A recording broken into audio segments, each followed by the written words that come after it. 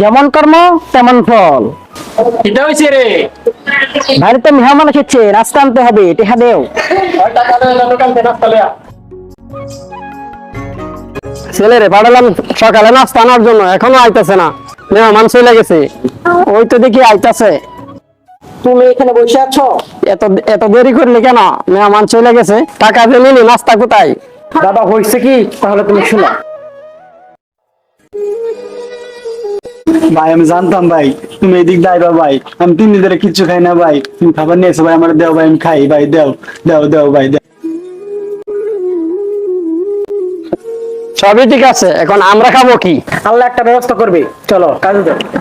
গরু রে তবরে কে দেখবো? আমি তো চইলা যাবো শহরে, কেউ কি নাই আমার গরুগুলা দেখবো? কেউ আছেন ভাই? কে জানে কান্না করতেছে, শুনতেছি। চল তো বাবু।